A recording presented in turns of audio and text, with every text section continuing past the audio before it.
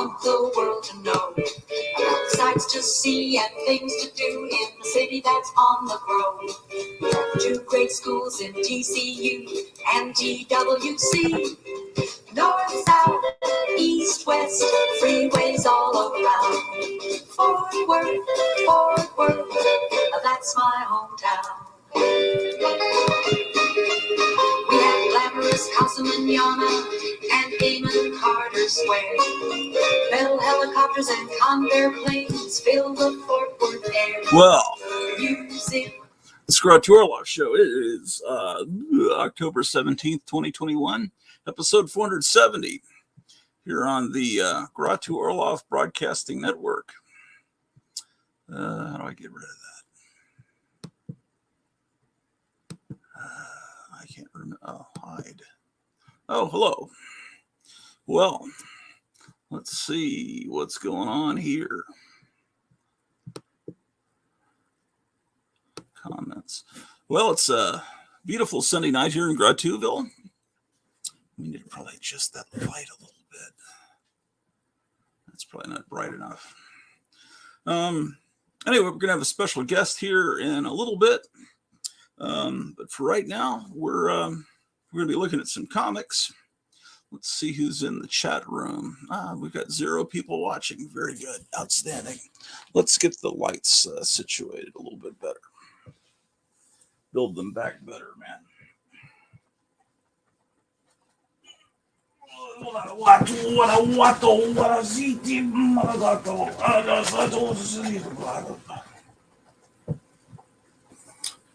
Okay.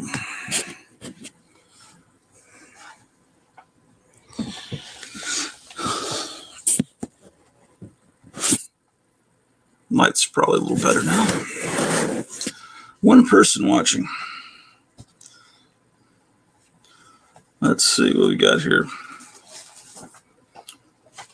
It's just reading this copy of Daffy Duck that was sent to me by Klaus Schwab in Germany. He sent me a thank you letter. Well, we got some comments. Let's see. Greta Orloff says hi. Basil Orloff says bull hockey. I'm here. LOL. Meyer Greenblatt says smello. Me too. YouTube is lying. Yes, they're shadow banning me, perhaps.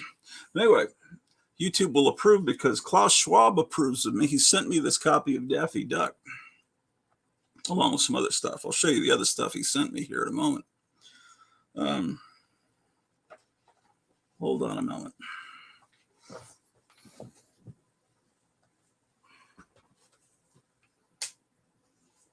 I need the atomic magnifier. The dentist destroyed my eyes again, man.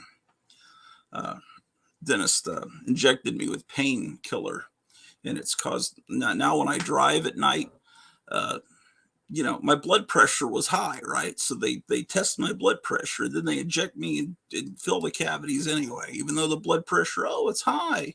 Well, so I probably had a mini stroke or something, because now when I drive at night, it's like everyone has their bright lights on, and I look at this light and I see this moire pattern, and you got these damn floaters floating everywhere like goddamn poltergeist. But I use my atomic magnifier. Let's see. This is from December of 73. Yeah, December of 73 means this is right in the middle of my 3rd grade school year. Klaus Schwab's a little bit older than me. And in the middle, it's got this Kenner 16-page fun catalog. And look at that. You got all these, because it's the December issue. It's marked December, but December issues actually would have come out 2 months before. So this was really the October issue. So this is for the kids to see what toys are available from Kenner so they can bug their parents, right? Here's Baby Alive. That's a great name. It's a lot better than Baby Dead, man. Look at that. I just love my new doll from Kenner. She's soft and cuddly. I can comb her hair. She's so pretty. Yeah. And here's the further adventures of this stupid doll. Saludos, amigos. It's called Gabbing Gale. Boy, they got some of the lamest toys here in the early 70s for girls.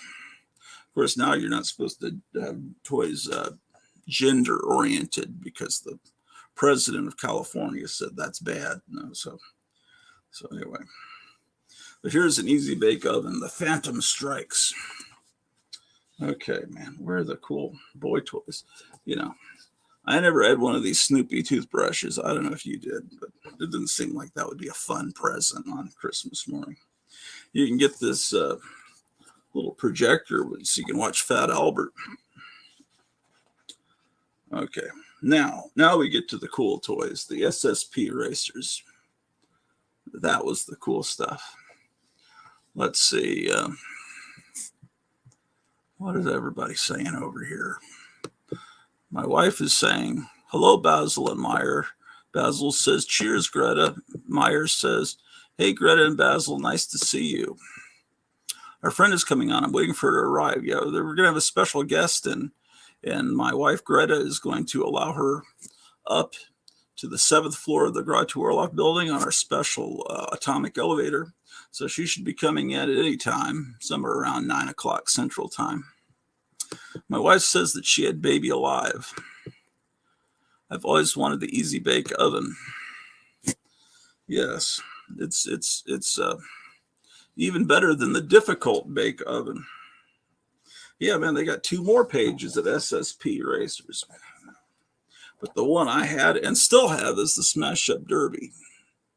I had a truck and a VW Bug that you would smash into each other. Now, we've been looking at some houses, different parts of the country where we might possibly move, to get away from the big city. And we found some towns, and it's really cool when you look up the town on YouTube, because sometimes you'll see people driving through the town and you get an idea what the town is like. Sometimes the first thing you see is tornado footage. It's like, no. Sometimes the first thing you see are gangsters counting money and talking, holding their guns sideways. And so that's not a good town. But when you find that what you find is a bunch of demolition derby footage and tractor pulls and big Trump parades, you're probably in the right ballpark as far as destination. More SSP, that was a big seller for Kenner that they devoted 5 pages to it. See Action Football. Yeah, I was never a football fan, but you can get little strips to look at football. Here's where you can chisel out Fred Flintstone. Graphic Man was just talking about those chisel things the other day. Here's an airport modeling set.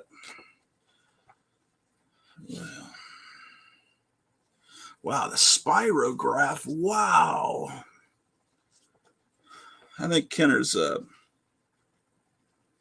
when you can watch these boring cartoons on what network showing them? CBS? Yeah, after all the cartoons were over, around 11:30, 12, they would run these Classics Illustrated kind of cartoons that were barely animated of Oliver Twist and stuff. And that's no fun, that wasn't any fun. Anyway, Klaus Schwab knew I liked Daffy Duck, and he sent me this all the way from Germany. He also sent me this copy of Dagger the Invincible. And this is a Whitman variant.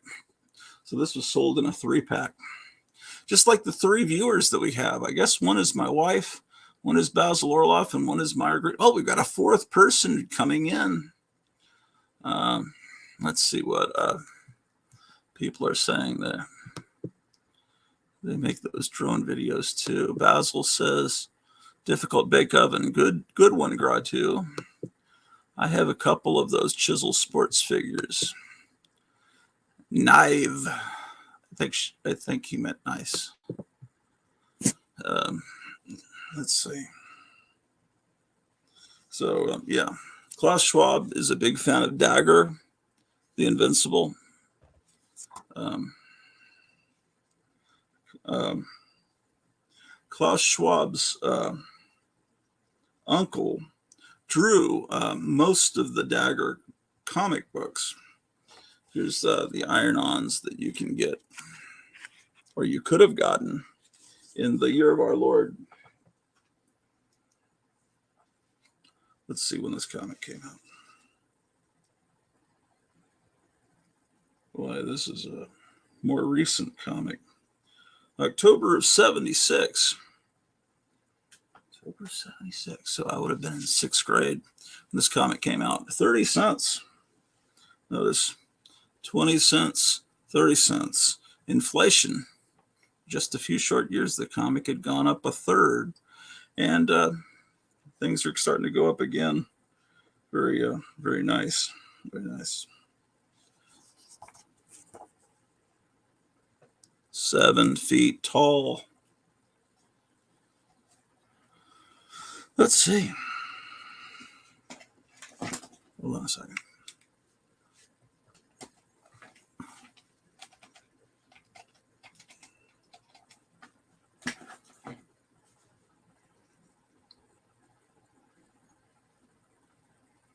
Yep.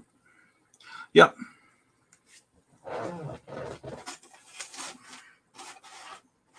All right. Right. Let's go, Brendan.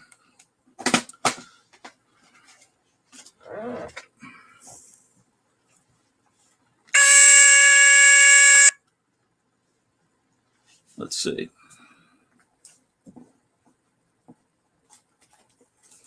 Oh, yeah.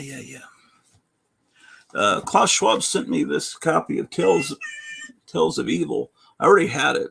I already had several copies, but it's still a nice gesture of Klaus Schwab to send me this.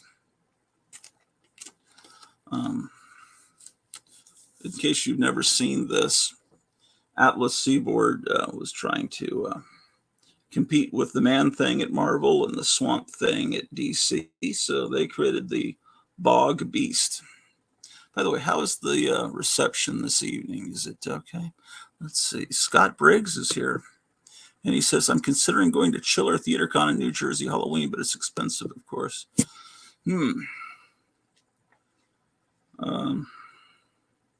That's where my dad's family's from, up in that area.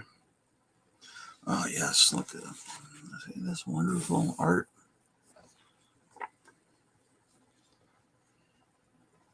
Now, Klaus Schwab says in the future you'll own no comic books, but you'll still be happy because you'll have them digitally.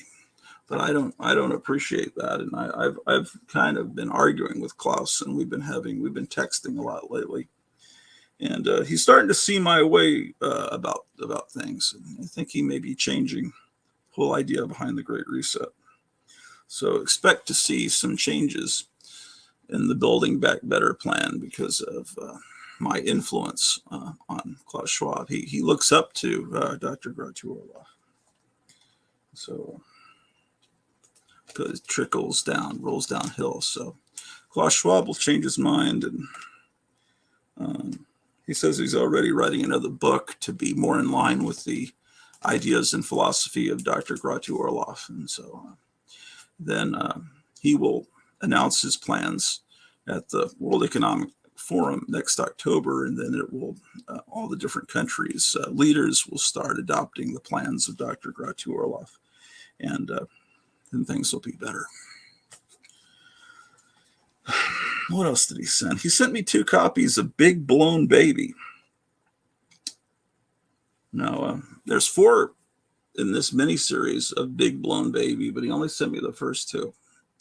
He said he'll give me a test over these, and then if I pass, he'll send me the other 2. He wants to make sure that I'm reading them. Yes, Big Blown Baby by Bill Ray. This is from the, I don't know.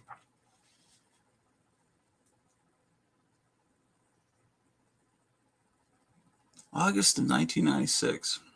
It's weird when you see a comic from the 90s and you realize this was before 9/11, before that big event. Look at this Kirby tribute there.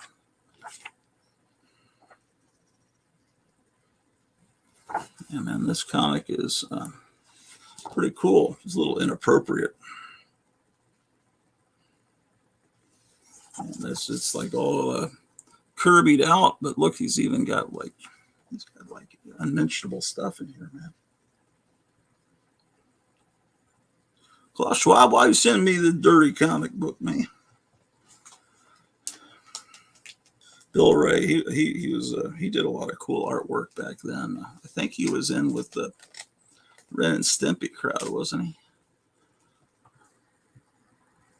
Let's see what people are up to in the Scott. Let's see. Hello, Scott says Greta, and Scott Briggs says, "Hey, Greta, cheers." And I bought Gantz Volume 2, the manga. It looks cool. I've never heard of Gantz. I like Big Blown Baby. I have those. I never knew Big Blown Baby existed. We can only hope, Klaus. I saw someone else is doing an Elric comic series. I think Millennium. Yeah, I saw that. I've never read Elric. I don't know much about Elric, but I'm aware that it has hit the newsstand again. Except now he's a teenage girl, because they want to be inclusive and representative of There's a Big Blown Baby #2. I guess he's kind of like the Hulk, huh? Haven't read it yet.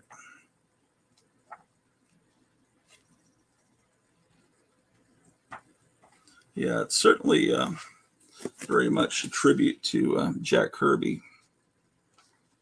If anyone wants to pipe in, you can pop on. I put the link in the chat. Tell me about Michael Moorcock. I know he was a big, he was real big in seems like the early 70s, maybe late 60s. All the comic book store clerks would read him, and all the guys that looked like Roy Thomas would read Michael Moorcock. Remember those guys that would run the comic book stores, or they'd be at the comic convention, the flea markets with all the comics back before they even bagged comics, and they'd always look like Roy Thomas. That's the go-to look for a comic book collector circa 1971. They all look like Roy Thomas with the straight hair and the glasses. And yeah, let's see. Wait, did you hear the Superman, the bicentennial news? Yes, he's very patriotic. He's no longer going to be for truth, justice, and the American way. He's going to be for truth, justice, and a better tomorrow. Which is not what Chevy Chase always says. Is that what he always said at the end of Weekend Update? Better tomorrow. I don't know. Uh-oh. My dog is barking downstairs, so perhaps our guest is here. Klaus Schwab also sent this copy of World of Wood. But so I would say there's a good bet that she is here, says my wife. Okay, so it's our guest is a she, so that's the surprise is now out of the bag, as it were. Yeah, I hear the door opening down on floor 1 of the Groucho Orlov building. Yeah, yes, indeed. All right, well, let me see if I can't. Just a moment.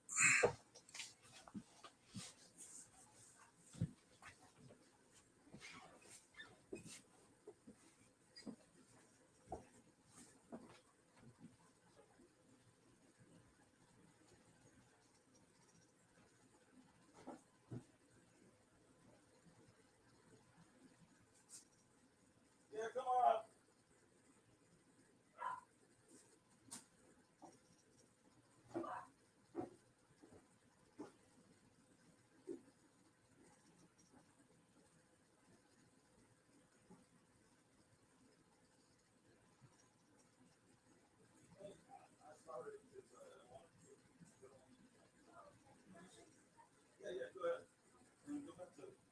this thing. The cats and the dogs kind of have it's like Berlin.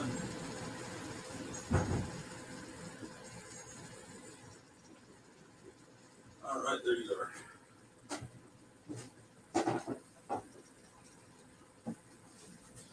All right. So our guest will be here momentarily. Let's see here. I'm going to see how this show is looking on the. Let's see. Let's see how this show is looking on the. Yeah, it looks wonderful. Let's see how this show is looking on the. Okay.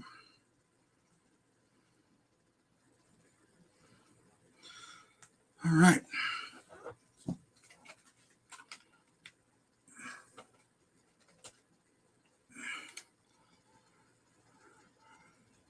All right. Yep. Okay. In 10. Thank you. So,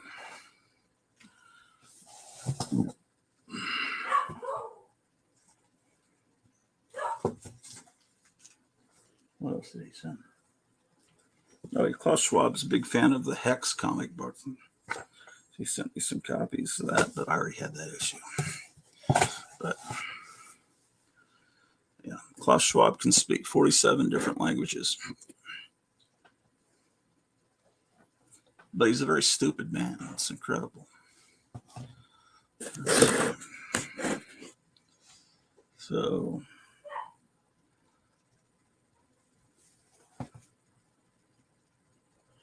let's see, we got 7 people here in the chat room.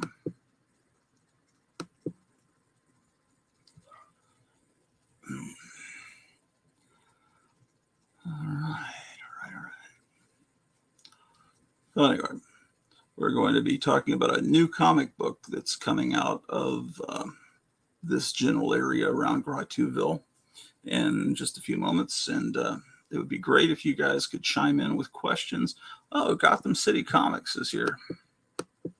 I got to do more of these live feeds. It looks like the picture is okay. I was starting to shy away from them because the picture was getting so choppy. But now that I'm back in the middle of floor 7, I think the Wi-Fi is better here. And so we can do more shows, and maybe this is where I'll pop on Wednesday night on Graphic Man's show. So Wednesday night on Graphic Man's show at 7:00 p.m. Central, we'll be showing comic book covers, monster kind of stuff. Let's see, Scott Briggs says. Also saw some new Blade Runner comic series. It looks pretty good. I didn't know about that. Hey, hi. Come on in. Sorry, it's so cramped. Oh, you are fine. All right, so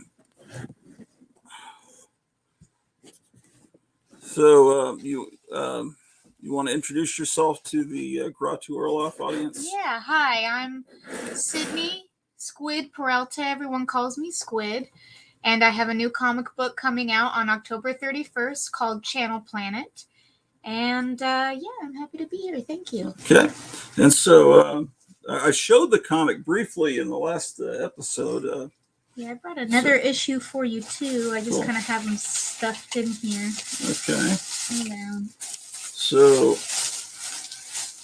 what is the genesis of this? You mean like the premise or how did it start? How did it become a thing? Okay, so I mean, it's really been a couple years in the making. Me and the co-creator, my fiance, Oh, I didn't know you were engaged. Well, congratulations. Thank you. But yeah, so we come from a performance background. We performed as clowns. He's been a clown his entire life. And we're comedians and comedy writers. And we just kind of have always been trying to put on a live show and wanted to create our own live show that wasn't just, working for someone else who was directing. And it's just kind of been this evolution of creating these characters. We always have loved puppets. largely influenced by, Pee-wee's Playhouse, Jim Henson, The Muppet Show. And so we tried to do a puppet show. I actually have one of the puppets here. This is a little guy. So this is the original version of TJ, basically, is completely changed. But this is just kind of showing the evolution of the entire thing. So we started off, it's just a team of 2 of us in a really tiny apartment, and we're trying to puppeteer 3 characters, and one of us is behind the camera, and it just really wasn't able to happen. We weren't able to pull off the type of storytelling that we wanted to do. So we kind of reverted back to comics. I love comic books. I've collected comic books for a long time, and so it kind of seemed like the most easily accessible thing to do in order to get our stories across. So it just kind of turned into that. It also was originally, the premise has always been kind of going through space and making cartoons, but we wanted to have animated segments and shorts. And then that kind of shifted into from us being the main characters as these comedians to then these, this pink mouse and this chicken and this Mars rover type of robot character.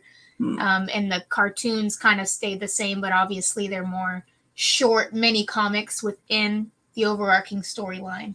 Okay. So you have some film or video of the puppets that... Actually, no, we don't. We've decided that throughout the entire genesis of it that we want these guys to mostly stay as comic book characters. Okay. We think that with working with these other artists, they've really kind of captured the essence and helped us evolve this baby storyline that was kind of just trying to figure itself out. So we do have plans now to do a television show. It's more of like a sketch comedy type show. There is definitely going to be puppets involved, a lot of practical effects, still very cartoony, still very to the roots of what we're doing, but it's not necessarily going to be these main characters. Maybe they'll be featured. We want the main character to kind of, there always to be a comic book that is there. We see the characters as kind of background, but they're not the main focal point. And if do you have the comic book? We actually have an advertisement for that in here. If I can find it real quick. In the back? Or... It's like somewhere in the middle. Where is he? Right here. Oh, okay. Yeah, the Mr. Silly Doodles show. So that guy right there, that's Dick Monday. And he was the dean of Ringling Brothers Clown College. And he is a famous clown. He lives here in Texas. We've worked with him before when we worked in the circus. And he is just an amazing talent. And we have some test shots with him. And, this has also been something that has kind of evolved, predating this comic book. And somehow all of it just kind of started to intersect and things got rewritten and changed around for this to now be its own separate thing that is going to be the show that we kind of start going into after this. Okay, so on the Silly Doodles show, will these puppets appear? These guys won't. Oh, okay. They'll probably more so be short animated segments. Okay. But there will definitely be animated shorts. He's going to be advertising the comic book. It's kind of like an intersecting world. So, Mr. Silly Doodles is obviously a huge fan of the Channel Planet comic book, and maybe it's on his bedside table.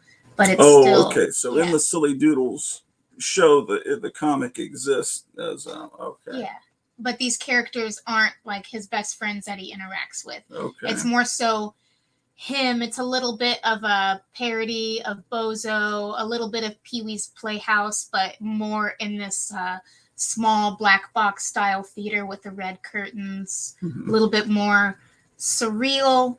And there's just going to be a bunch of sketch shows, a lot of heavy practical effects and very larger than life cartoonish characters. But these guys in the comic book, it's all just throughout the writing process and the genesis of it all has kind of split off into different storylines. So how will that show be viewed by people?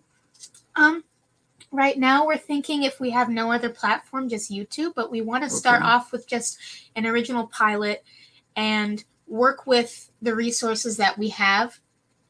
Dick Monday knowing people in the film industry, knowing producers, and just maybe trying to pitch that. But probably it just being an initial episode that you could view eventually on YouTube through the Channel Planet YouTube page. Okay. So the Channel Planet page now just has 2 videos up, just kind of like test videos. Yeah, they're just little tests. You want me to show those? I could show them here on this. Yeah, if you want to. I'd say the commercial for it, the Mummy commercial, if you've got that one on. Oh, let me see. I can. Let me see. It was in my memory. So I looked at it earlier, so I can find it. Oh boy. Let's see. I've been watching way too much stuff here.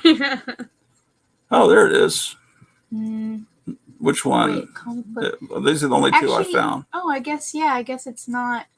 I mean, that one, it's really short, but if you want to go ahead and play that one. Okay. Let me,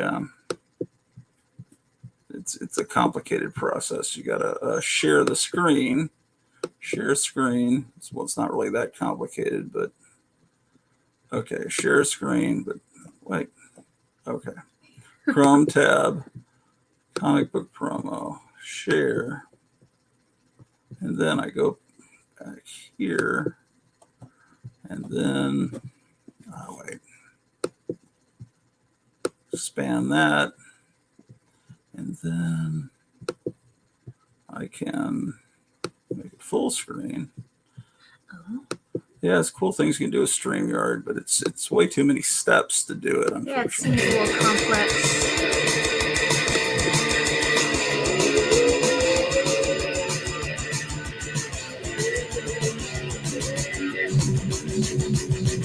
I think this one is really just this, pretty much.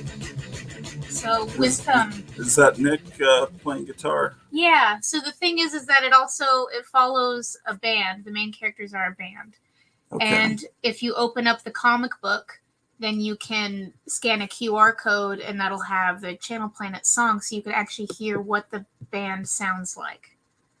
Okay. Yeah. I think maybe the other one. I think the other one has our actual theme song, but you don't have to play it. Oh, you can't find it. I can find it, except people are going to see everything I've been looking at on you. It's all right. The Price is Right. It's all right. There's nothing. I don't have any secrets. Big boy commercials. Yeah. Some Kmart commercials. Yeah, that's mostly important. Just commercials. I think it's that one. Oh, here it is.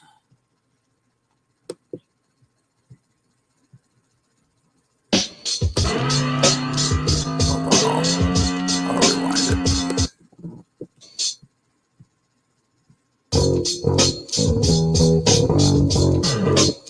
Wait, what did it do? It went forward. Oh, it went to the end. Why did it do that? So some of the clips that you'll see in here are going to be clips of when we were shooting for an actual show. Is that animation you guys created? And I've been learning and teaching myself traditional 2D animation for this ritual television to use. That's me. We should try to make it like Sesame Street and have like letters and stuff. Oh, we do have a bit, actually. I mean, the early Sesame Street was really amazing. If you watch 1969, 1970 Sesame Street episodes, which are on YouTube, you can see they were really cool when they first started. Ready and go real slow. And these are just little tiny teasers. We filmed other stuff too. We filmed an entire trailer that just ended up getting deleted because we're hypercritical of ourselves and deleted it. We filmed. We do have a commercial for the comic book that we've just recently started posting that is all Yeah, done in-house with miniature models. And Cleo showed me one that had Gregory in it. yeah, that's the Is one. that on YouTube? I don't think he's put it I'd on have YouTube. to go to your actual page to find it. It might be the website or Instagram. It's in like 2 parts on Instagram, but I think if you go to the website channelplanet.org, then you should be able to find it there. Yeah, we're obviously a little unorganized, but we're getting there. We're trying to be semi-professional. Here we go. Let me share the screen again. Let's see. 1, 2. There's counting how many clicks I have to do. 3, Wow. 4, 5. I mean, I'm complaining, but it's something a few years ago I never dreamed I'd be able to do. You know, this is better than like CNN was able to do. You know, at 9/11. You know, this technology is already better. You can talk to, I talked to a friend in Portugal on here. It used to be there was a delay, you know, when the news people would talk to people in other parts of the world. Okay, so if you scroll down, it might just be right. Oh, okay. Right there underneath that. Yes, there it is. Okay. That was my problem. Is I didn't scroll down when I looked at it. There you go. Yeah, it's a little bit big on here. It's kind of janky on the mobile site too. And both of us are very not computer oriented, so it's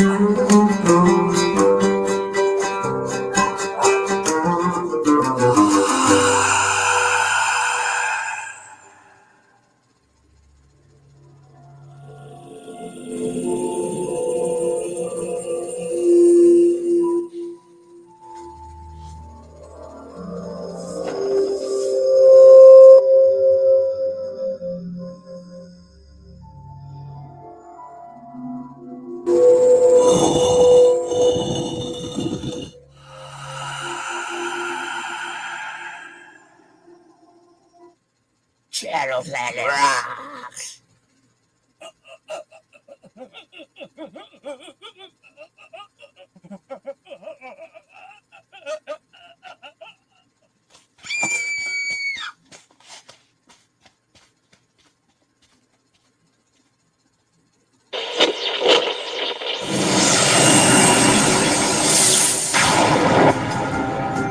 Channel Planet. Perfect for the whole family. And now 100% PPA free. Moms and dads both agree. Channel Planet exists. Available this Halloween.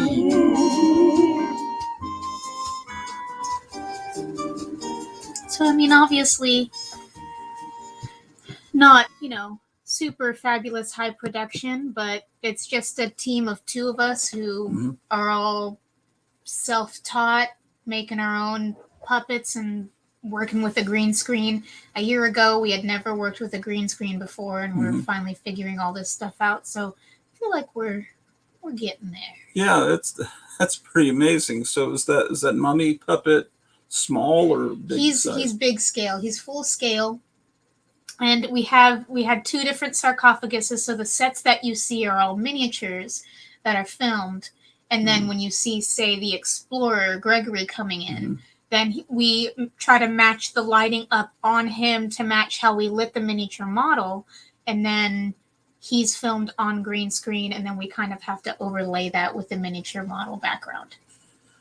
Yeah, wow, it's pretty impressive. So you're putting out a soundtrack album for it too? Yeah, we have just a couple. We have like a theme song, and an outro. The goal is to eventually, we have some more songs written, but it's just a matter of it being a small team with limited resources. So we're trying to work together with some of our musician friends to maybe record more tracks and just kind of continually provide, more soundtracks for the album. So what is the timeline for what is it? Happy Doodles? Silly Doodles. Silly Doodles. Sorry. It's all right. Yeah.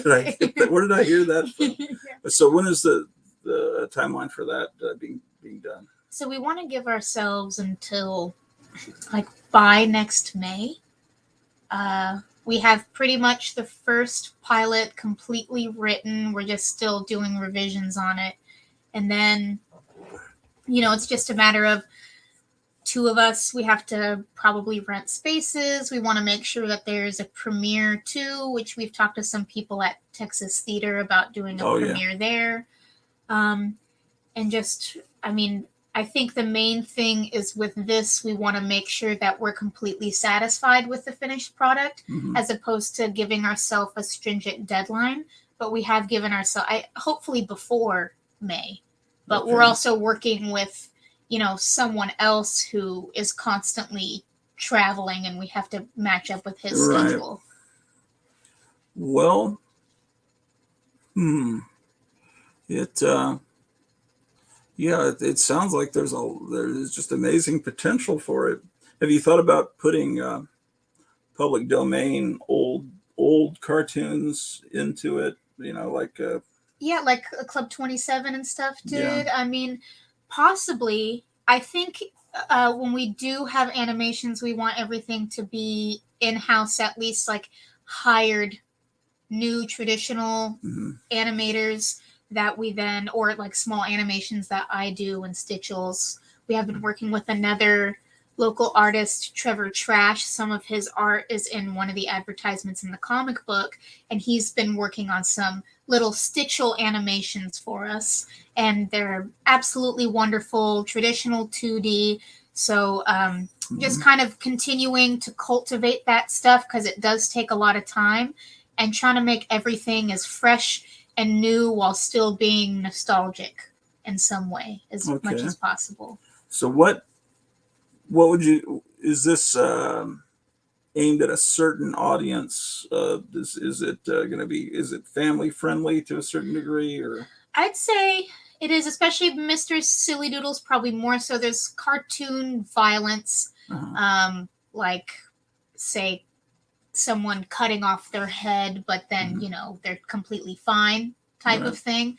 But it's never sexual, no cussing, nothing like that. So making it as family friendly as possible, while there's still being elements of violence and maybe hints of despair. They're like PG-13 then. Yeah. So how often do you think the comic will come out? Well, that's what we're trying to figure out right now, because we were trying to do every 4 months, and now we're starting to debate on whether or not to, since we are such a small team, to kind of make this our main issue and focus more on the show. And maybe we have another comic book come out, like it's like a comic book with every season of the show. Make it more of an anthology or something special that's associated with the show.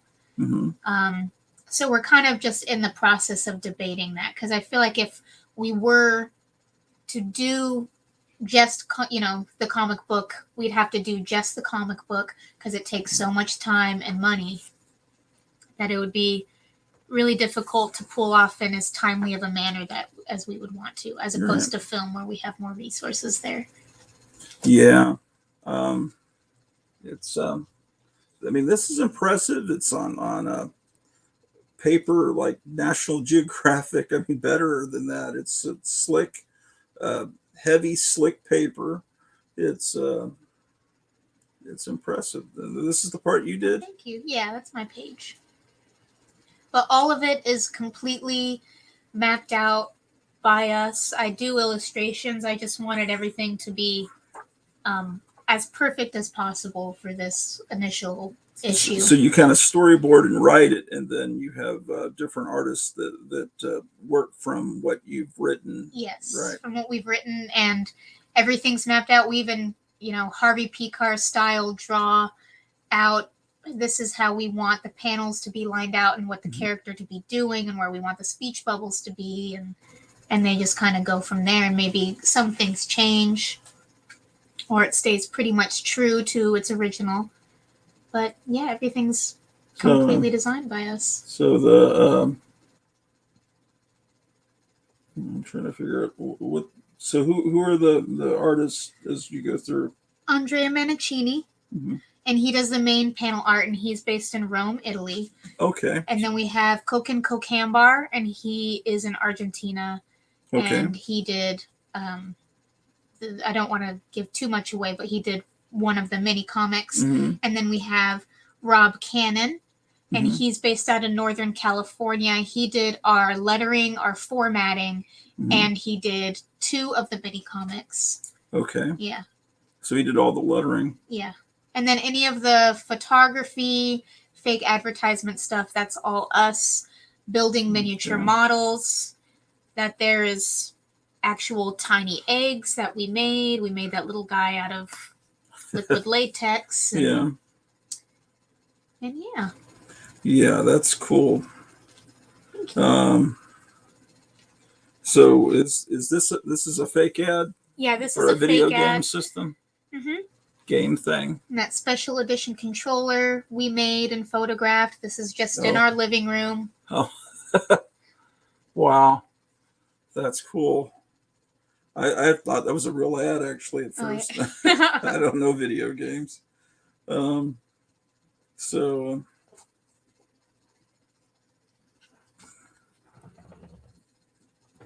preteen deformed samurai frogs. One of many Teenage Mutant Ninja Turtles parodies. Yeah. This is well, so this is great. And so so you're working out, or are you planning to get some?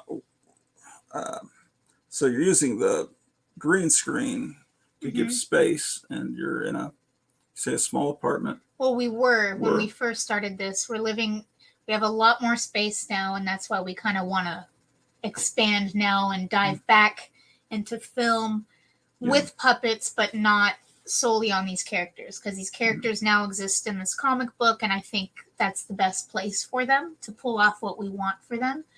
But yeah, we have a lot more space. It's still just 2 of us, but we have other people that are collaborating in other ways, but ultimately it's us. I kind of like to see the puppets in action, though. Hopefully you'll use them in some capacity. I haven't been watching the comments. Let's see what people are saying.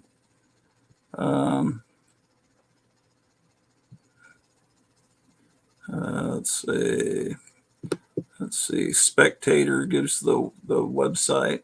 Oh, thank you, Spectator. Scott Briggs, no Russmeyer film links. Pretty cool, kind of MTV-ish style. Says, or people in the chat have the same last name as me. It's a long story. I kind of formed a Gratu army. That's not their real names. I gave people names. Anyone remember the show Patchwork Family from the 70s? I don't know that show. Gotham City Comics. That's a guy that runs a comic store in Arizona says it looks good. So that might be a store you could distribute at. Yeah. Hey, Gotham City. So have you approached distributors? What are you doing with that? I mean, of course, I'm the main distributor that I found in my research is Diamond, and I don't know. Maybe they would, maybe they wouldn't. I'm still trying to figure out all the little business nuances.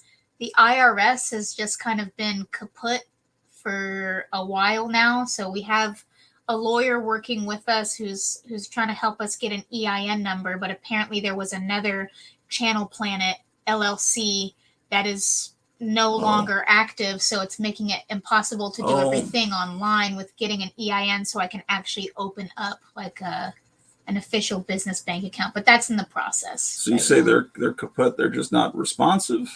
It's just everything's working really, really slow, much slower than usual. I think they're really understaffed. That's what our lawyer was saying. Well, I don't think that's going to be for long. It sounds like they're going to spend $1 trillion hiring. Well, good. Well, no. Sorry.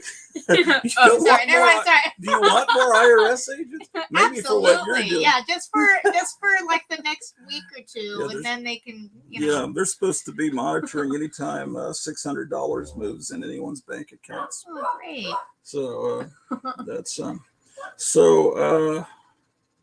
So I'm trying to think that there will be. I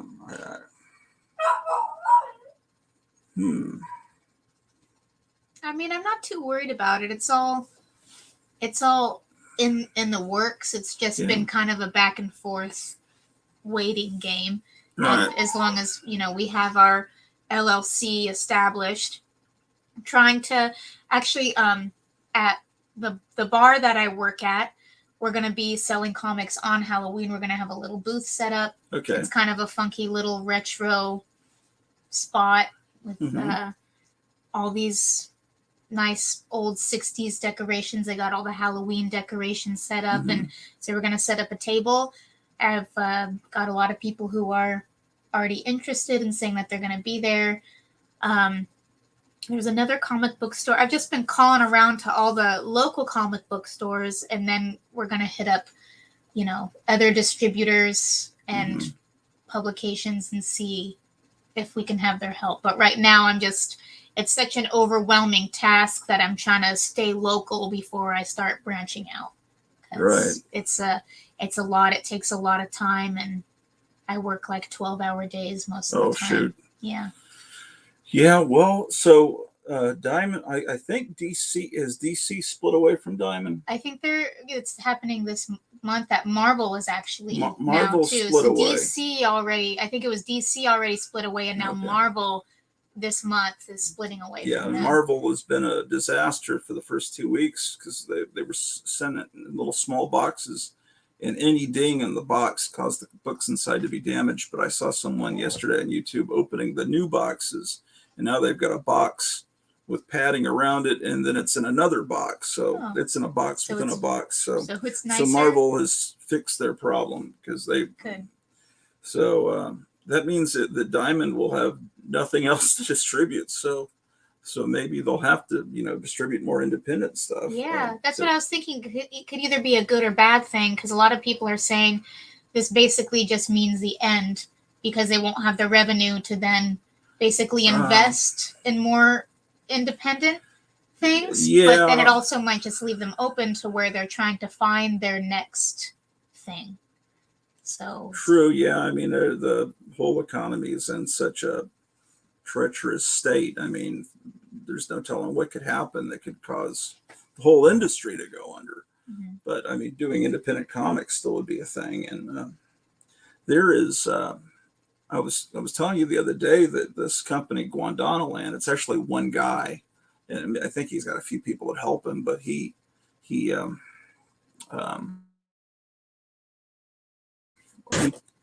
puts out books. Let's see. Hey Meyer, are you willing to come on and show some of your Guandanaland books on the show tonight? I don't know, maybe you're not dressed, but I that's fine. No, I just I think it would be better than me trying to find them on the internet. So there's a link at the top. I'll post it again. And anyone else that has some Guandanaland books, the reason I'm saying that is that maybe you could save yourself a lot of trouble printing them and just have them printed on demand when someone orders them, and then Amazon prints them. Of course, you have to share money with that evil organization, but yeah. But I mean, still, I think I'm just trying to take it one goal at a time. So it's good to keep this stuff in mind for the future. Yeah. Because there already have been, since we printed the first 1,000 copies, we went, oh, okay, actually, now we have a corner box. So it's like kind of changed. There's like a couple little spelling errors. So these first 1,000 copies are actually technically a little bit not perfect, which is fine. But getting rid of those first 1,000 copies and getting them in people's hands is the initial goal. Right. Yeah, and I'm sure that there'll be some people. Now, can they order the comic from your website? Not from the website, not yet, because of all that IRS stuff. But if you are able to email channelplanetusa@gmail.com, I am absolutely willing to stack them up that way and archive and do pre-orders or whatever you would like to do if you're interested, and mail you a copy. Boy, it seems like the IRS it creates a big problem. Yeah. But I'm just, yeah, I've never, I used to put out a magazine in the late 80s and early 90s that I just printed on a photocopier and stapled together and sent out to people, but it was never a big deal where I had to think about, UPC codes and stuff like that. Well, let's see. I'll see if I can't find.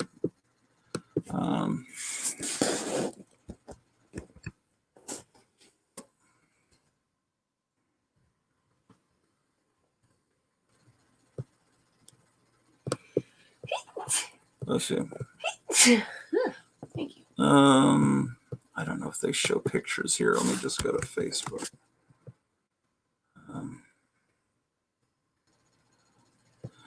Anyway, this guy, what he does is he puts out, there it is.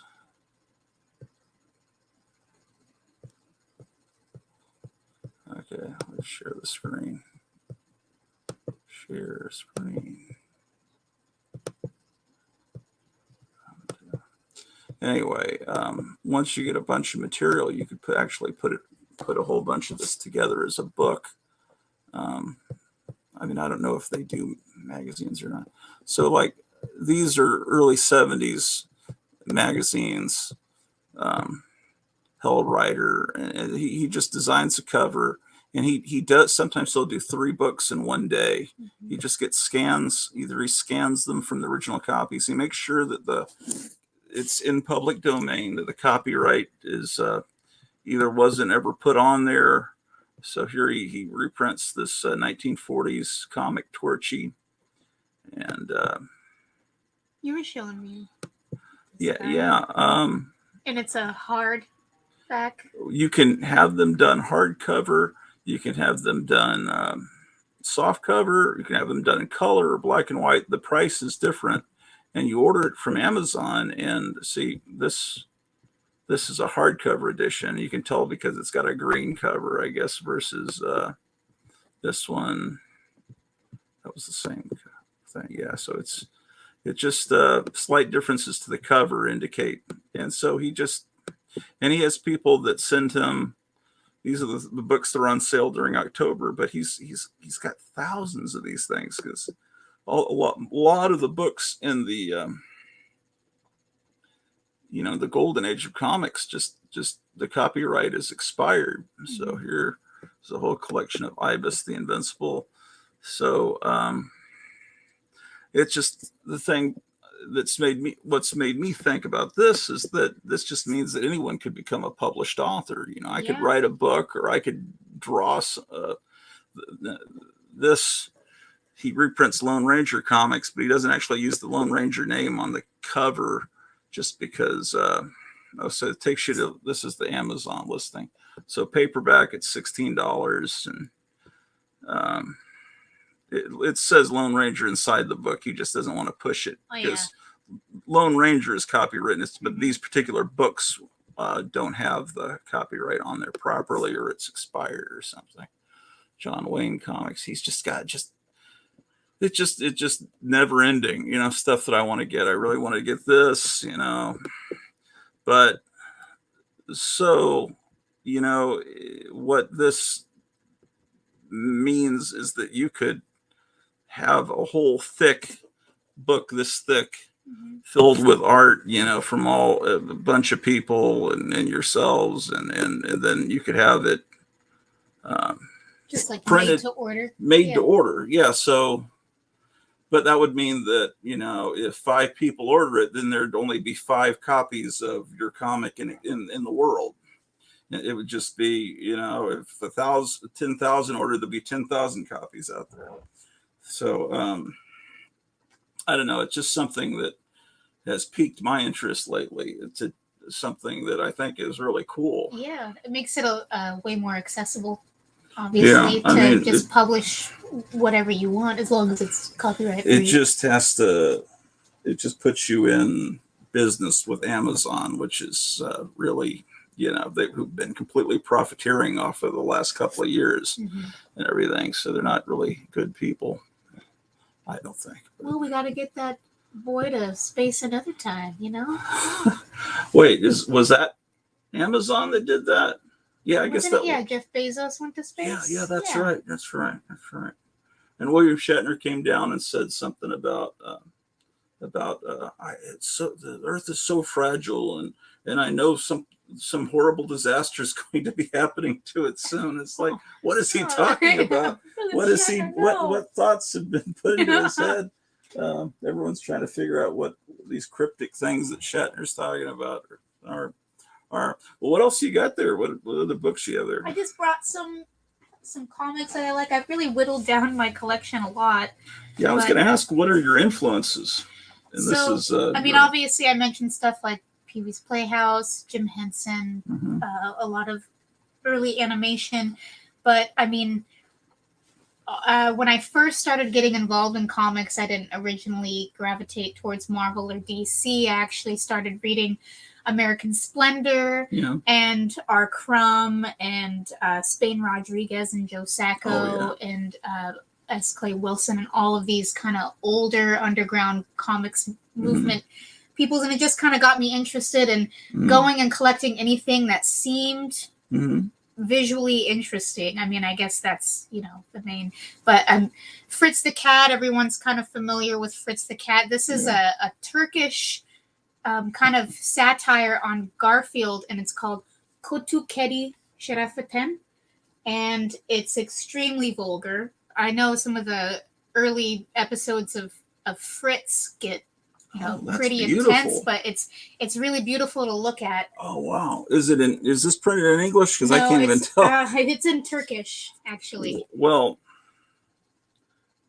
does it really matter what language it's in? Because the print is so damn small that you could never read it anyway. It's so wow. But he, rapes dogs and kills them and humans, and and this is Turkish, huh? Yeah, it's Turkish. There is like a really shitty CGI animated movie on Netflix, I think, that follows this. You might have to change your IP stuff in order to find it, but is that the cat that this is based on? I'm pretty sure, yeah. Well, I've never heard of this. How did you discover this? Actually lived with someone who was born and raised in Turkey when we were working on the comic book. He brought this up. That's wonderful stuff. I don't think that's easy to find here in the States, though. No, it's not. It's hard to find online too, unless you know how to spell it, which it's not, phonetically spelled. So when you came up to the shop, I showed you a copy of Plop. Did you like that? Oh yeah, it's great. Because Plop changed my life. I'm a big Plop fan. Yeah. Soba. I've also got Shoba by Joe Sacco, and he's, a really great artist. What I really like, and some of his stuff is a lot of the movement that he uses. Oh yeah, because the word balloons and everything. You'll see there's a lot of animation, and you'll see in some of they show him kind of moving across the dance floor in later parts, and it's things really flow. The word panels and the description panels. Yeah, that's really interesting the way that's done.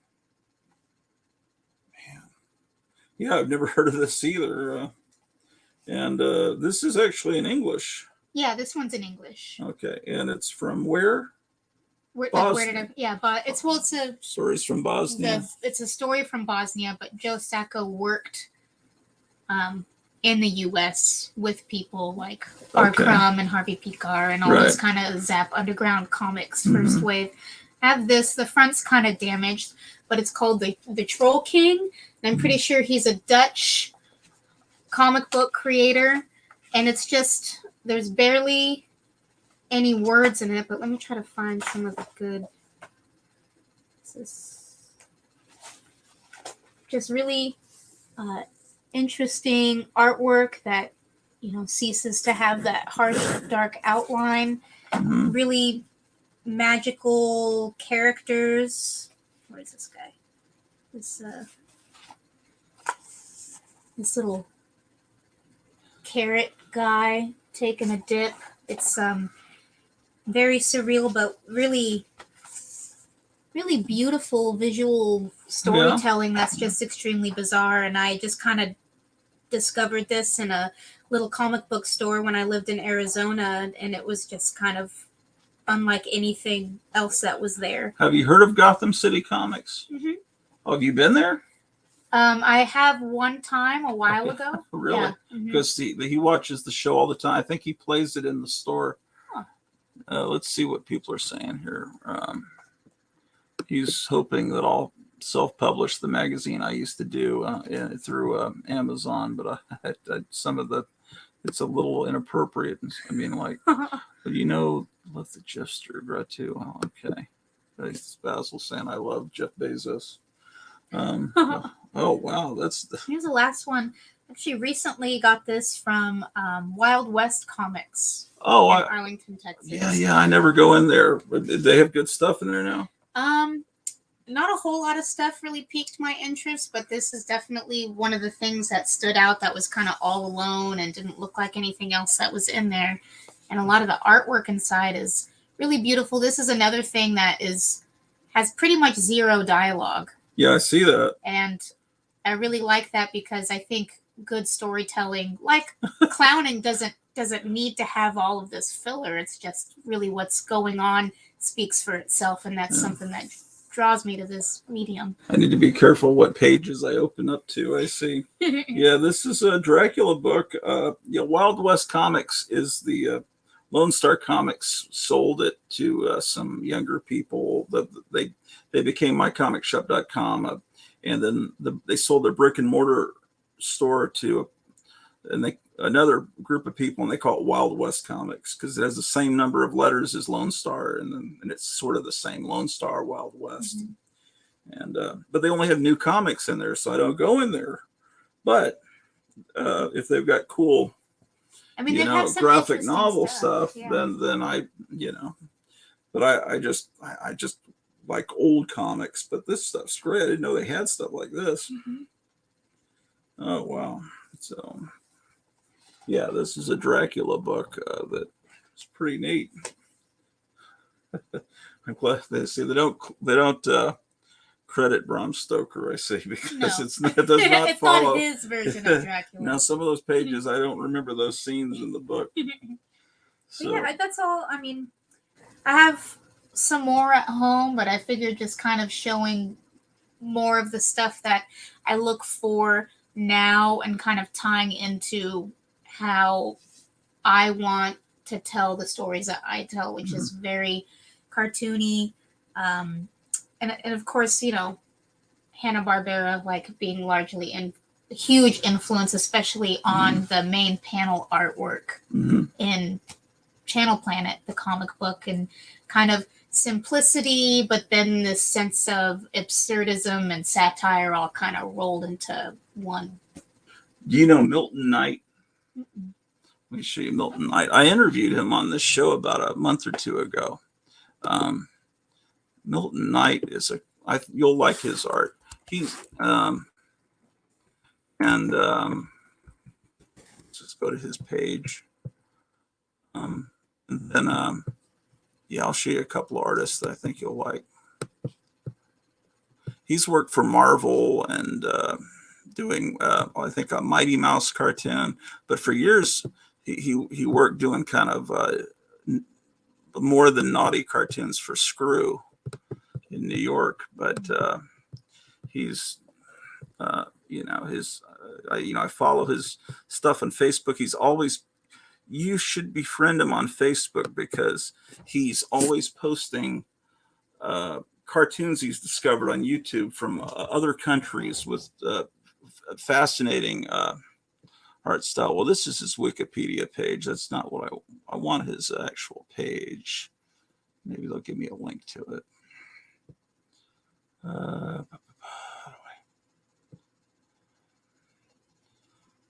Oh, maybe this. Oh, he's the guy that created some character in Sonic the Hedgehog. Some guy. Oh. Oh shit. I don't know the Sonic the Hedgehog. I interviewed him and didn't even mention Sonic the Hedgehog, which is one of the big things because Just waiting. oh, here's his Patreon page. It's some character. I don't know the name of the damn character. He's some guy, human character. I think what's his name? Jim Carrey played him in the movie. Whatever this, he's Dr. Robot. Yeah, he's kind of the guy that created that character. But this is like his. Man, you ought to get him on board with what you guys are doing. This,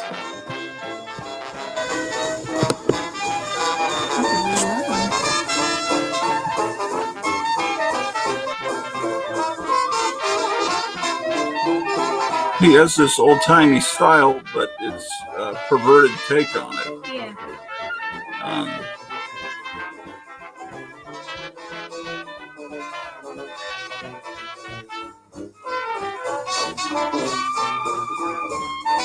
But you could go back and watch the interview I did with him.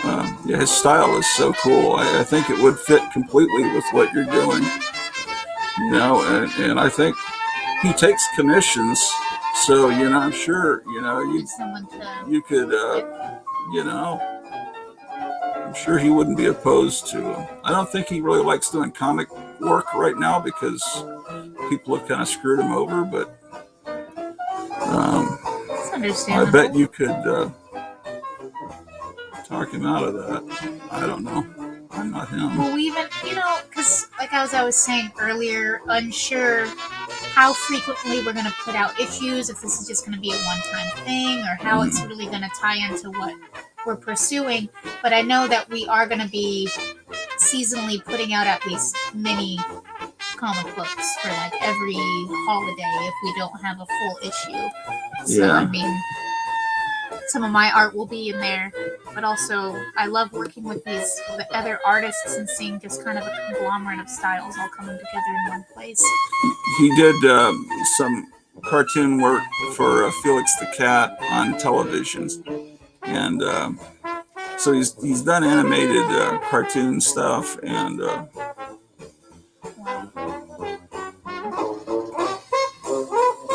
So nice. It's so squishy and round. Yeah. Yeah, that's one of his famous creations. He's been doing comics since like the 80s. Hugo and Midnight the Skunk.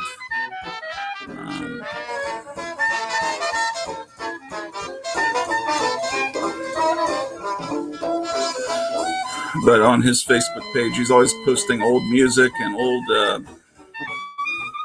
videos that he's old cartoons that he's discovered. So I'm always kind of looking at his page.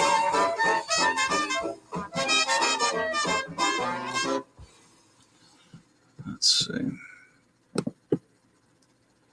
What was I here? So he's trying to raise money for, I think, a cartoon he's trying to do. So nice. He probably has a link to the interview I did with him with Snow White smoking a cigarette.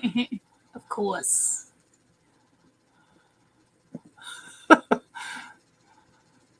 Yeah, if you could get him, I think that would be a big coup because he's, let's see, what do we got here?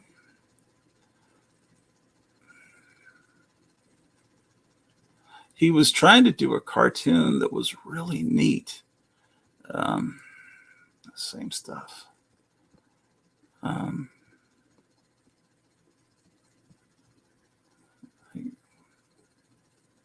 So he finds these old cartoons that are like from Japan and all over the world.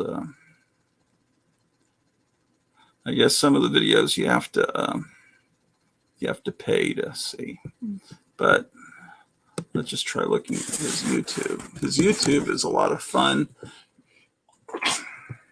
Yeah, let me know if I'm keeping you too long, because I don't know what you've been working all day. No, I had to take today off. I just working on cleaning house, little stuff like that.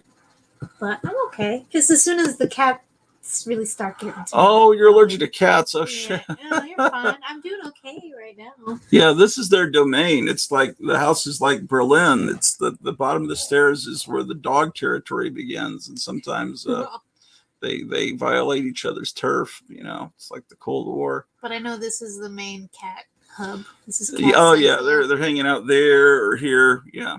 So this is the stuff he's put up. He's got all these playlists. Let's see how this works. I'm used to looking at it on my phone. Playlist. So he's got Calliope music. He's got cartoons from between the wars, ragged Asian cartoons, animated ladies. Let's see, my cartoons. Here he's got a bunch of his. This is the one he was trying to do that he never finished. That I thought. Hi, my name is Milton Knight.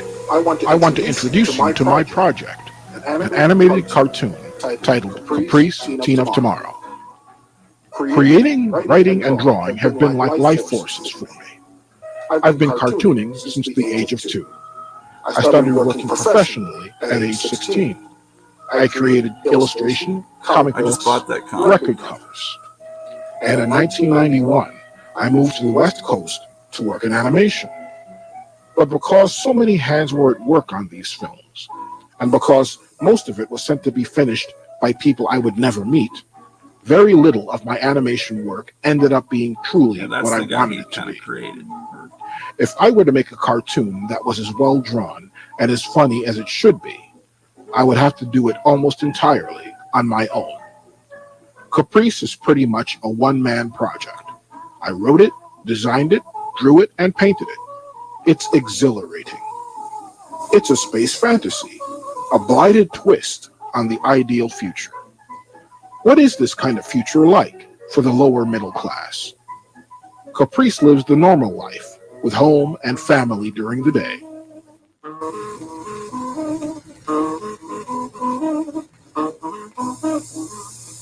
But she slips off to live her real life at night.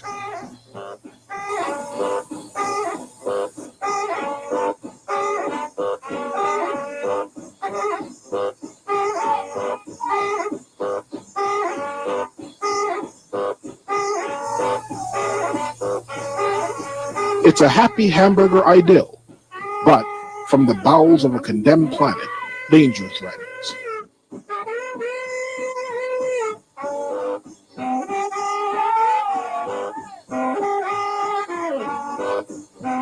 And Caprice, quite naturally, takes matters into her own hands.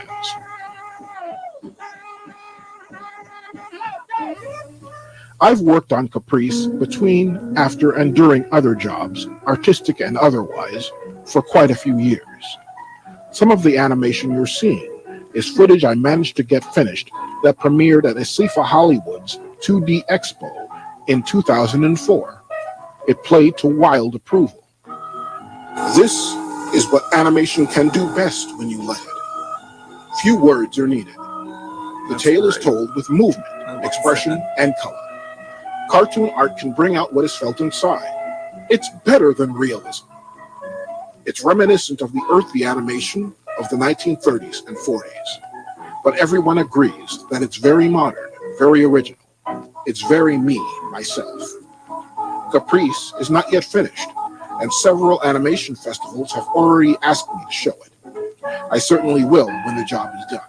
I am hoping it will develop into further work, further filmmaking that will really take advantage of what graphic art and animation can do with today's technologies. Animation is, I feel, the ultimate art form. It comprises so many different disciplines: story, drawing, painting, music. We haven't even scratched the surface of what can be accomplished with drawn animation. If you're familiar with Kickstarter.com, you know that this is an all or nothing proposition. If I don't reach my financial goal of $10,000, I get nothing, you give nothing. But if your pledges help me to reach or surpass that goal, those funds will go to the art supplies needed to finish the paper animation, the computer work of getting it colored and filmed, sound and post-production. I'm offering a variety of rewards for your pledge, whether it's $1 or over 1,000, and every reward is fashioned to make you feel a part of the process. From getting on my list of email updates and previews to screen credit, art from the finished film itself, and receiving an original canvas painting by myself. Whatever you can afford, it's important.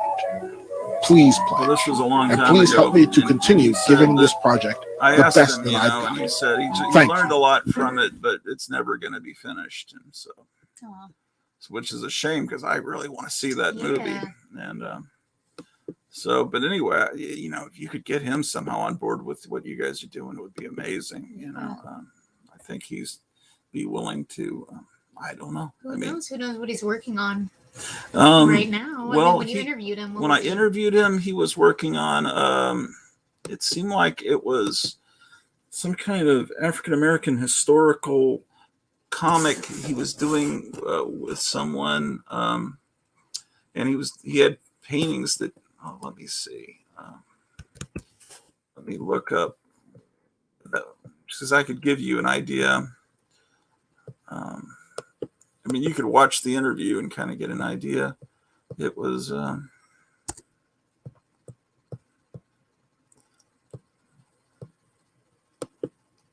share again. I shouldn't have stopped sharing. Share screen. The StreamYard you can do. I didn't know how to do it, but I learned real quick. It's free. You can get 20 hours free of StreamYard per month, and then if you pay like $25 or $26, you get an unlimited amount of hours per month. And so it might be something you guys could do, you know, with your puppets just for fun. possibly? I mean, I feel like one of the reasons too why we don't have a whole lot of content right now is it's not because we're not constantly working on stuff and making things, because it does take up a majority of our time, but we really want to make sure that it is a Quality, full-fledged production that we are 100% happy with, because a lot Right. of times we completely finish a product and even though it seems okay, we've changed our mind on how we want the story to go, like it's rewritten itself through producing something. So I mean, possibly, but I don't know. Sometimes, well, you know, what you could do is not, you know, put it actually on YouTube, but if you film stuff just for fun with a camera, a lot of times you can have these happy accidents when you're improving that you never could have actually written it. And then you've got, I don't know why I clicked on that. See, this I think is a big part of kind of just the writing process for us is, and all this footage will be archived to maybe share eventually, but working together with other comedians. And when we're in that devising stage to just kind of improvise these characters and then record it, and we can take from there and turn it into a fully fledged script, or throw probably 75% of it away, but it is a really big part of just the writing process. Trying to find the playlist where all my shows are. I have so many damn playlists. Still more cool stuff. Yeah, damn. It's and incredible stuff. Oh, there it is.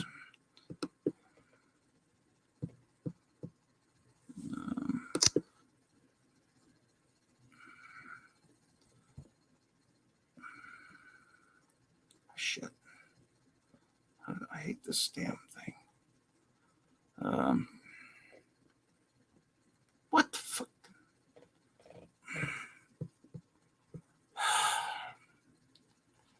Why won't it just tell me? Gratu or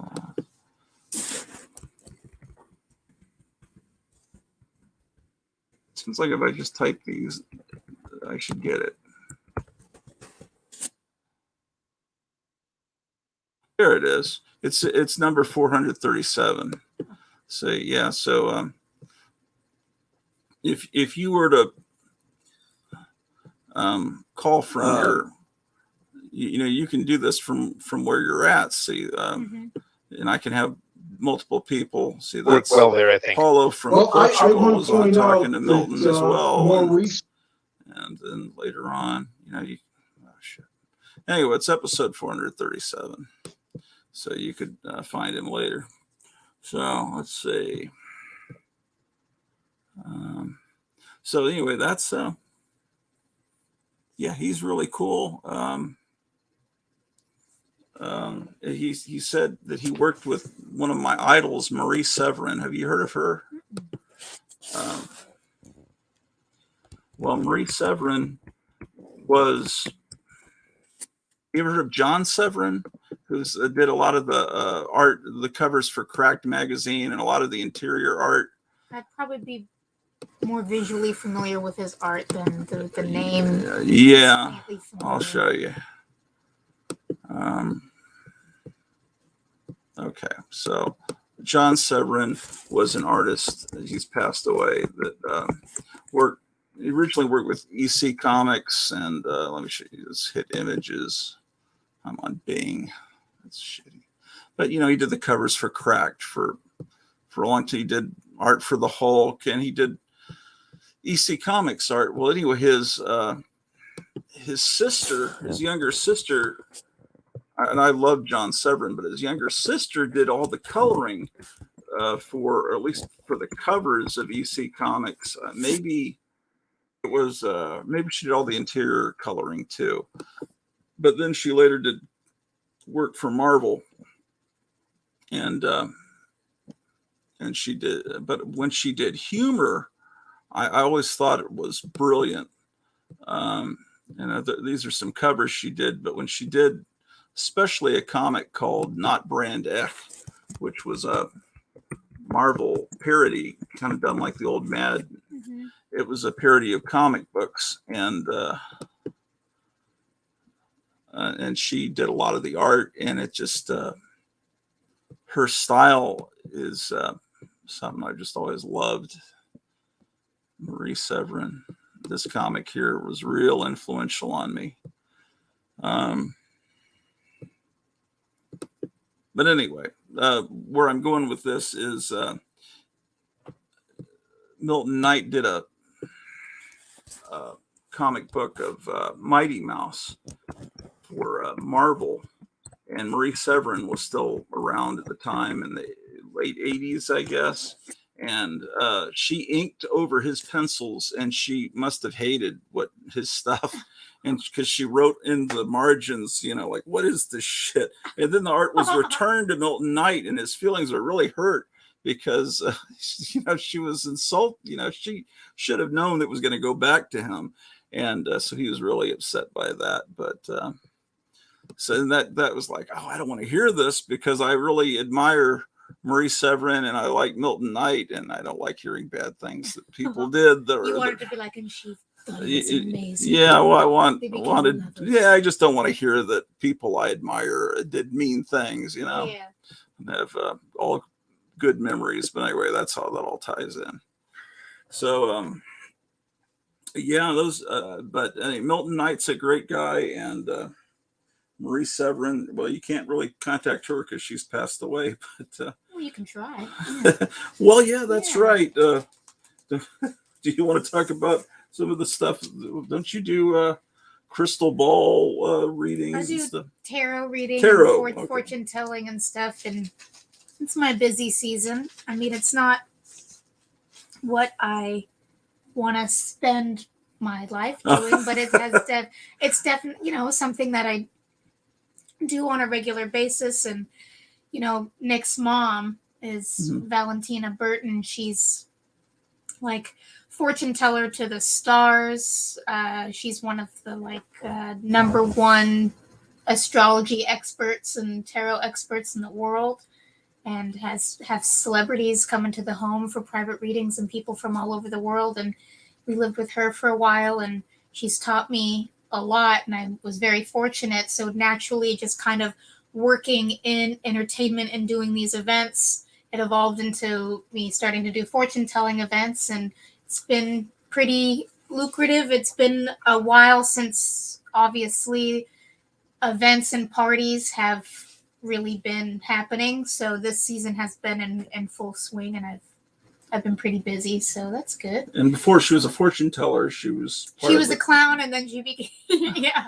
But does she have recordings of her clown show on channel? Was it 27? Club 27. There's a few small clips on YouTube, Right. and then she has VHS tapes, but they're so old, like they're buried back, and she didn't have a VCR, so we weren't able to really watch most of the footage. One night we did, and we got to see Nick as like a little baby on the show and his clown makeup. And so it's there's this long story.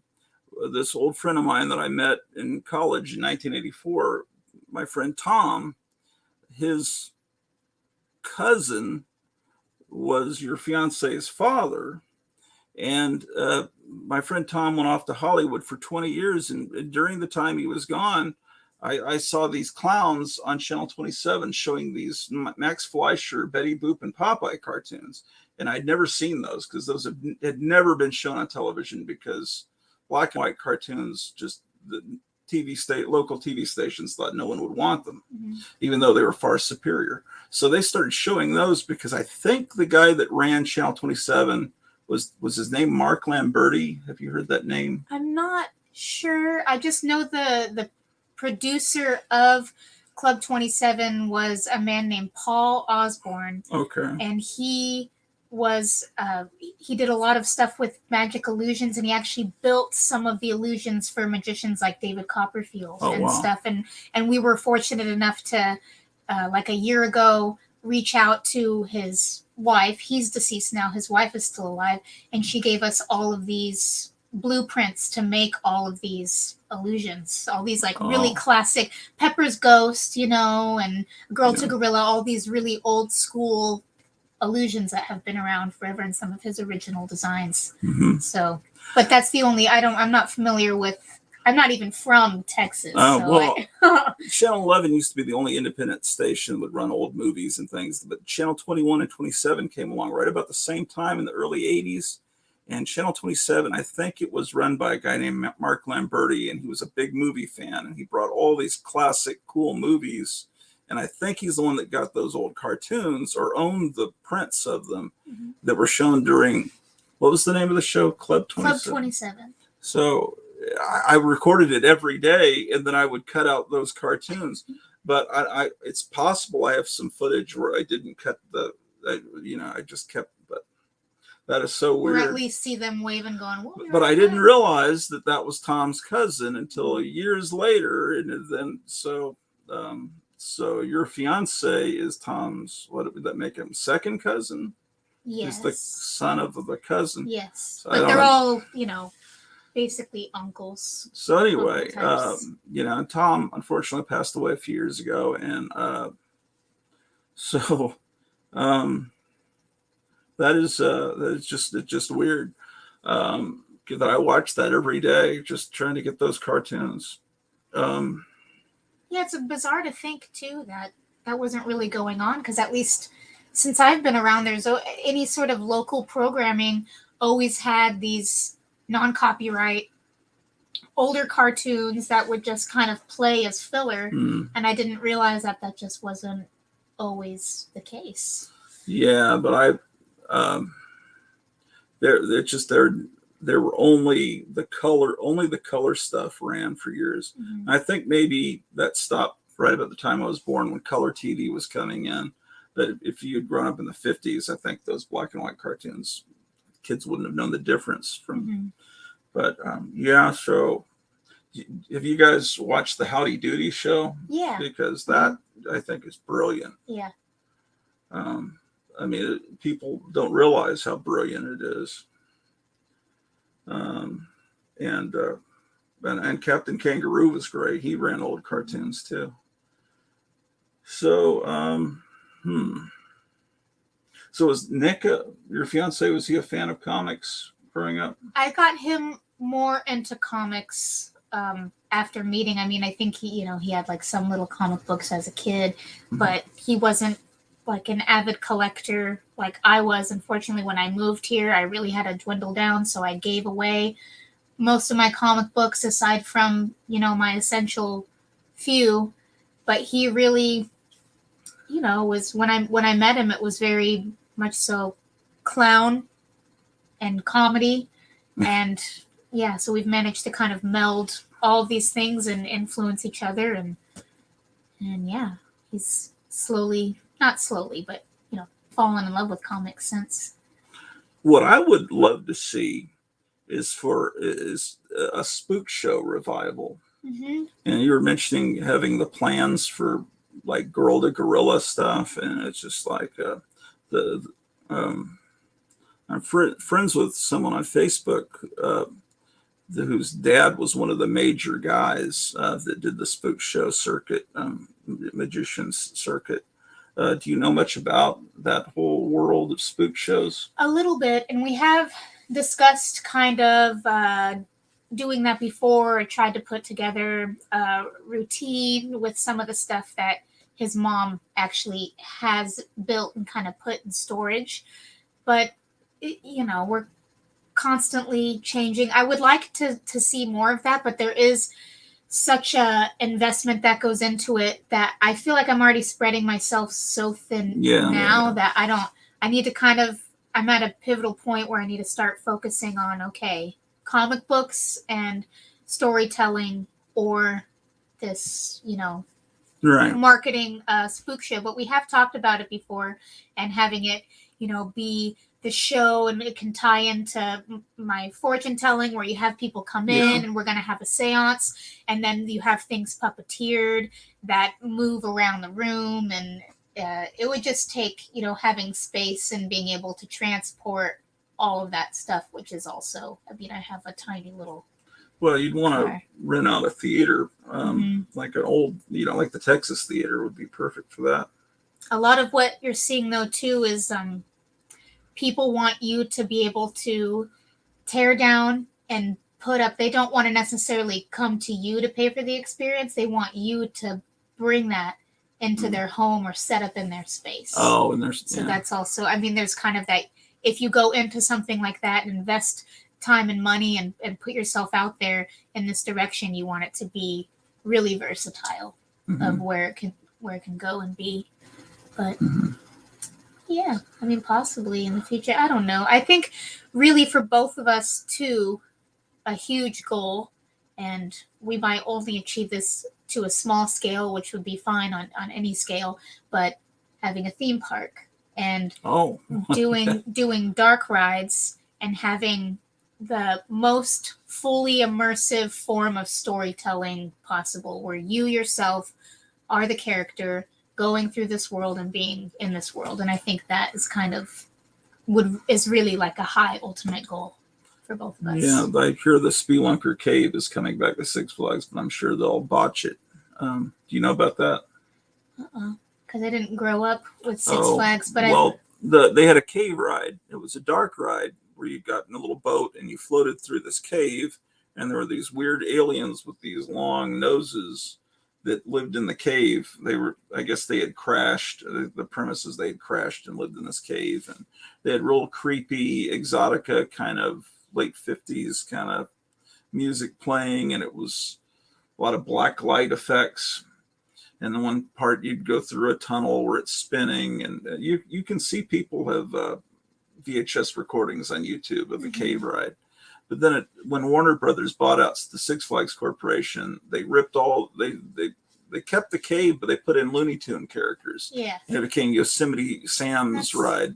And it was more well lit, and it wasn't as cool. And and dark and mysterious. And there were always urban legends that water moccasins would fall on girls as they went through because there's a lot of water moccasins.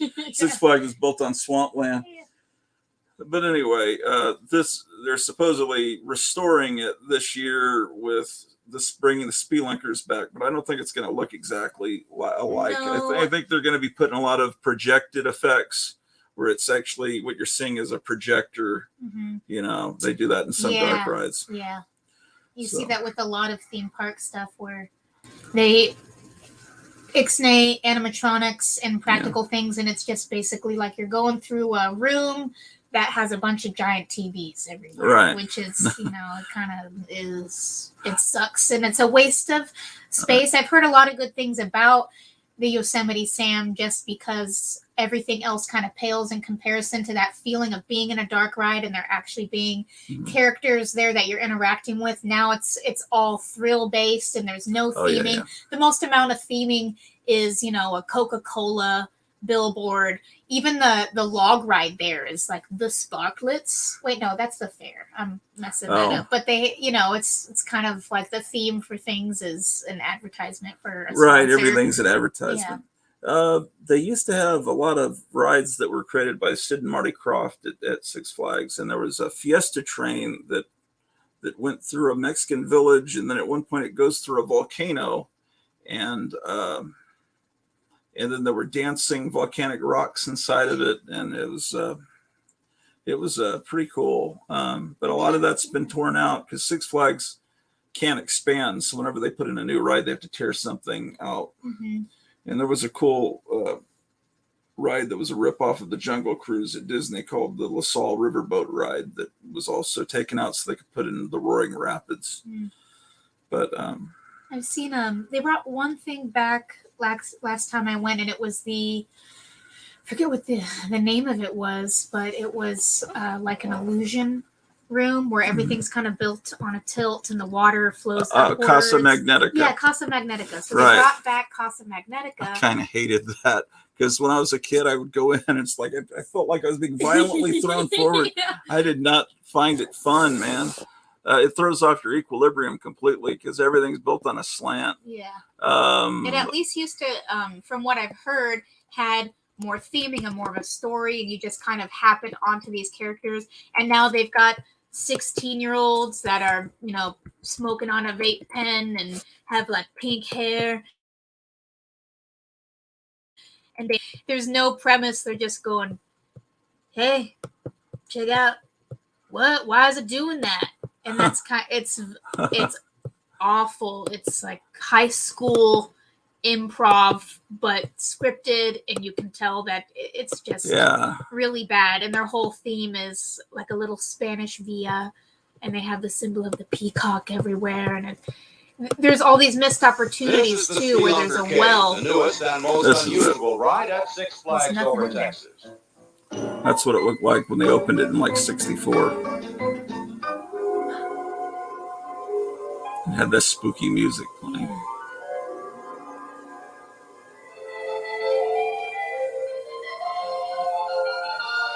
What is this one called again? It's the Spelunkers?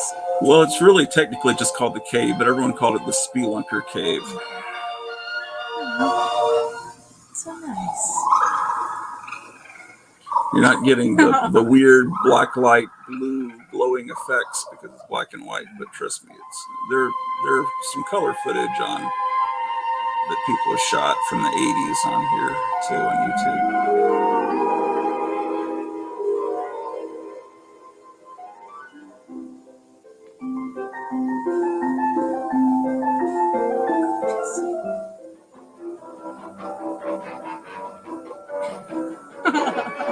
Twisting. That was gone by the 70s. They would change little bits of it.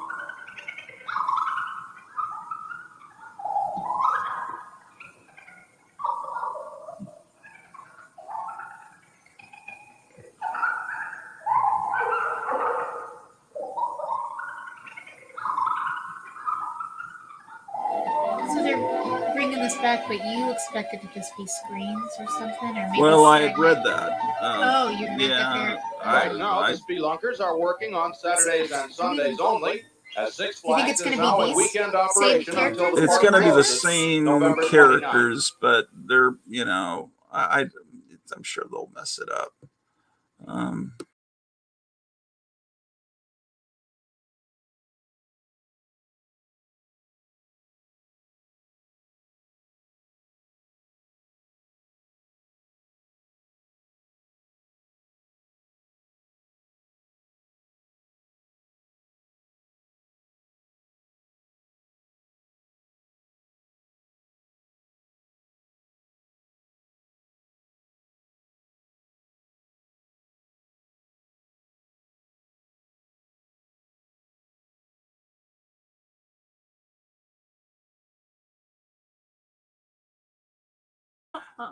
Okay.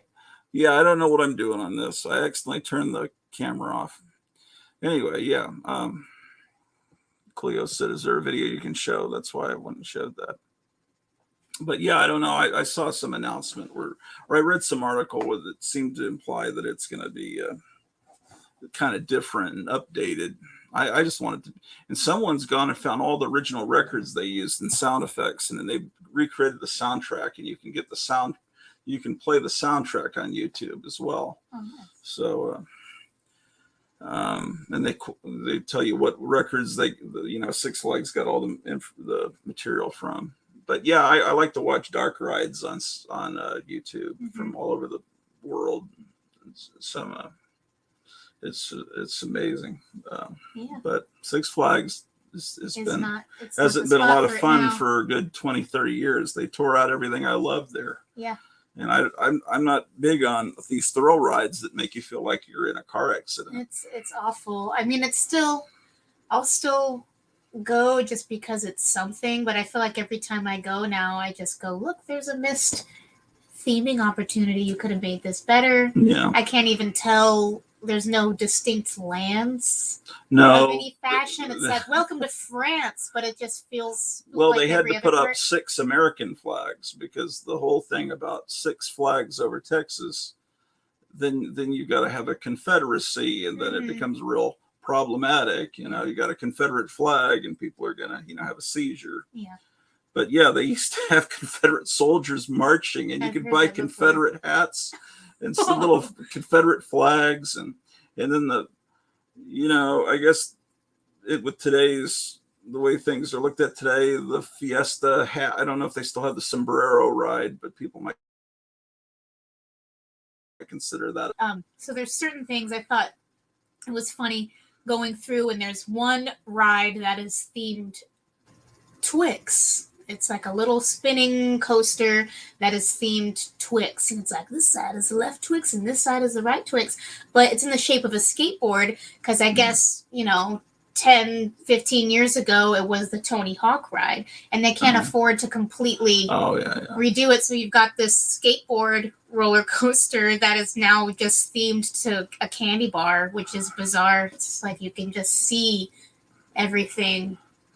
There used to slowly be getting worse. definite lands that it was 6 distinctive areas that represented different ownership of, and there was a big Skull Mountain, and there was a lake with little wooden rafts, kind of like Tom Sawyer, that you could canoe rides, and all that. It's gone.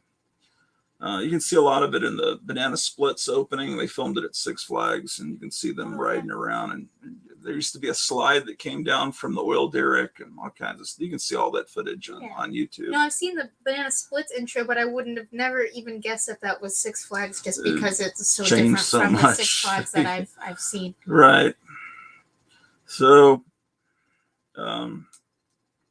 so the 31st Halloween, this comic's coming out, and it's going to be available at Cosmic Comics in Grand Prairie. We know it's going to be there on Marshall Avenue, which is, if you're in Arlington, it's just Park Row becomes Marshall. It's Marshall and Beltline. What are the stores? Any other stores confirmed they'll carry it? There's a few. I'm still waiting to hear back from some. But I think we're going to have a little booth at Texas Theater at one point. Definitely on the 31st, on Halloween, you can come to Cosmos Lounge in Lakewood area off of Skillman. and it's a nice little bar. We have really great Vietnamese food, and we'll just be there in person slinging comics. So stop on by if you want to buy an issue in person. So the bar has Vietnamese food? Uh-huh. Oh, that's interesting. Really, really good Vietnamese food.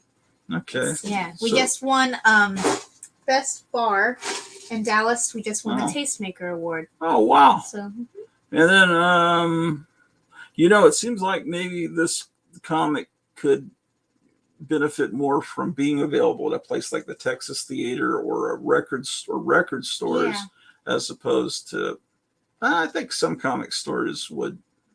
we've gotten some. I forget. I have a big old list of places. It's just hard for me to remember one from the other. But there's some places that are allowing me to do it on consignment. There's some places that don't take independently distributed comics. They only take it from certain distributors, but they go, hey, come in on any day that we don't have an event going on, and you can just sit there for like 5 hours and sell and promote your comics. And sign them. Yeah, and sign them and do whatever you want. So Well, that's cool. Mhm. Yeah, that actually sounds like a good idea. You could hire people to dress like you and go to different stores, and you Yeah. could have have my own decoys out there. right, Yeah. like yeah, yeah. That's a yeah.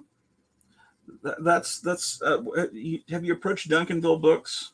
Yes, I've But you haven't heard contacted. back from them. I think I forget if Duncanville Books was the one where he just said, come by and bring, because most of them wanted me to contact the owner because the owner doesn't really work hands-on. It's just the managers that are in stores, but they can't make that call. So I sent them PDF of the full comic book. Mhm. But Duncanville, I think, is the one that wants me to stop by with a few copies for them to Mhm. look at. Cool. But I still, I haven't had time to get out there yet. And there's That's- a good store in Fort Worth called Collected Comics. Okay. I Collected think I've Comics. reached out.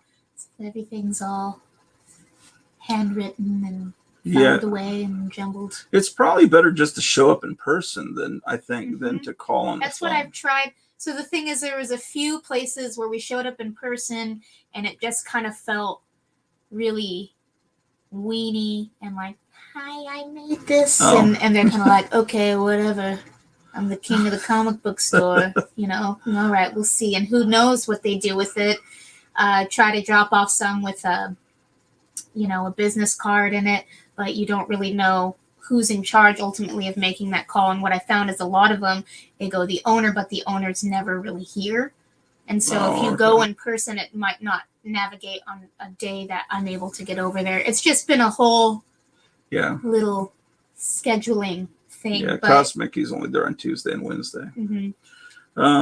But it's getting there. It's getting there. Yeah, I'm being it's- persistent. So I've never. That just. I wasn't expecting it to be on that slick paper. That's really nice. That's Thank you. much better than any comic Marvel, DC, and anything that I see that's out there. They're not printed like that. So, I see great things ahead for it. you. Let's see. And again, if anyone watching this wants to reach out and buy a copy, if you don't live in the area, you can't get out to these places that are distributing it here in Texas, just go to Channel Planet USA at gmail.com and send me a message, and we'll exchange information, and I'll make sure to get you a mailed copy, and I'll put in a little sticker for you and make it all nice and pretty. Hold on. Let me put it at the bottom of the screen. See if I can figure out how to do this. Okay, so if I edit it. Okay, so how do I? What is it again? Channel Planet USA at Gmail. Where's the at? No, that's not the at. At. Oh, God damn it. At gmail.com. What else? Is that all? Yeah. Or that you can, find me on Instagram and send me a message there. Find me on Instagram. And just at Queen Squid. Do I put an @ sign or I just I put? think so. Yeah, I think that's what the Okay. kids are doing these days. I I'm not sure. have no I don't idea. know. Queen, Squid, just that? Yeah, we also have a Channel Planet one, but you know, Oh, let's put that on there do too. that one too. Shit. You What? got it. Where is it? Okay. No, it's capitalized. Is it underscore? I'm trying to remember what. I think it might be channel underscore planet. Let me double check. The hell does underscore mean? It's the little low. Oh, the line underneath it. Yeah, that little doodad. Let me see. That's complicated. I should know my own tag. You have a Spotify? I do not. I need to promote my Spotify. Yeah. I just started a Spotify. Channel underscore planet. Oh, an underscore between them. I Yeah, see. yeah. Now I understand. Like that. That? Mhm. Is that it? Yeah. Okay. And then both of those will have a link to the website if you want to check out the website. I'd say do it on an actual computer. It'll look nicer, and we have little background stuff to animations and the things that we build. We have some of the music from the characters, and eventually the comic books will be available on the website. But Okay. we're a little baby business, so we're figuring it out. All right. Oh, and if you want to follow, let's see. I'll show your Instagram.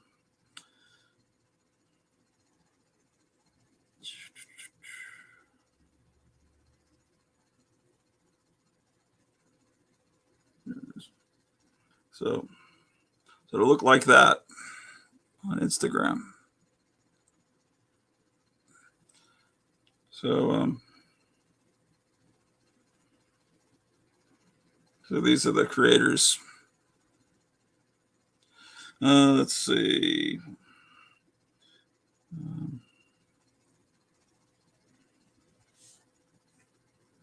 And so after you follow her, you can follow me on Instagram, Gratu Orloff. So,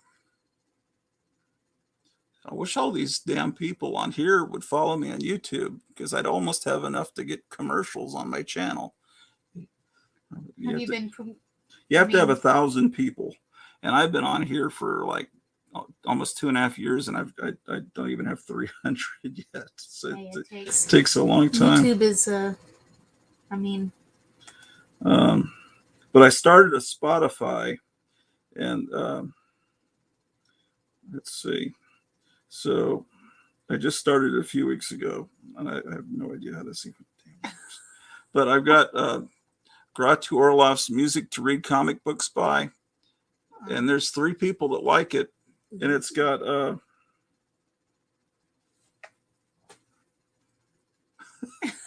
it's got 121 hours and 35 minutes. So it says almost a whole week of music, where you won't have to hear a song repeated if you put it on shuffle.